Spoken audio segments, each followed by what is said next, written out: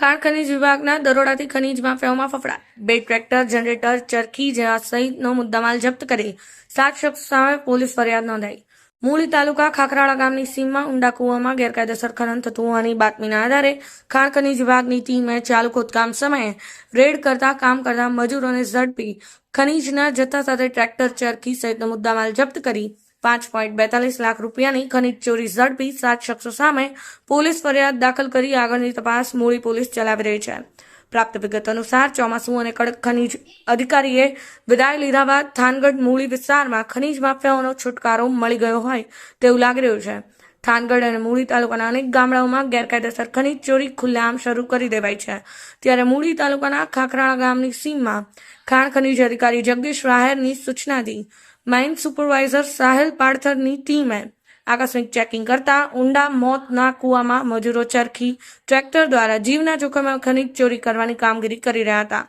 સ્થળ પરથી ચરખી, લોખંડના પાઇપ, 2 ટ્રેક્ટર, 1 જનરેટર સહિતનો મુદ્દામાલ જપ્ત કરી 5.42 લાખ રૂપિયાની ખનીજ ચોરી ઝડપી લઈ મજૂરો માલિક સહિત 7 શખ્સો સામે મૂળી પોલીસ સ્ટેશનમાં માઇન સુપરવાઇઝર દ્વારા પોલીસ ફરિયાદ દાખલ કરી આગળની કાર્યવાહી હાથ ધરી છે.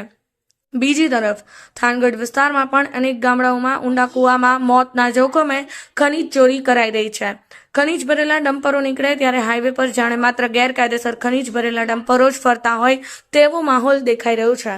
થાનગઢમાંથી અવારનવાર કરોડો રૂપિયાના ખનીજ ચોરી ઝડપાય છે. કૂવામાં અનેકના મોત થાય છે.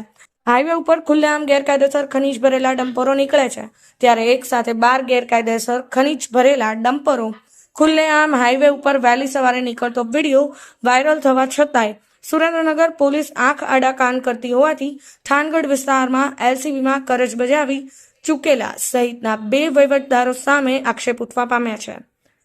તંત્રની રહેમ નજર હેઠળ ખુલ્લેઆમ માતેલા સાંઢની જેમ ડમ્પરો દોડી રહ્યાનો ગણગણાટ ચાલી રહ્યો છે.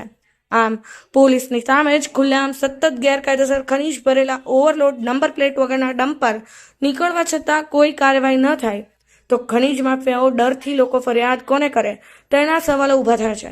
આ ગંભીર બાબતને ધ્યાને લઈ Rajkot range IG Ashok Kumar Yadav, collector Rajesh Tanna તથા એસપી ગિરીશ પંડ્યા કડક કાર્યવાહી કરે તેવી લોકો માંગ કરી રહ્યા છે. બ્યુરો રિપોર્ટ, સમય 24 ન્યૂઝ, થાનગઢ.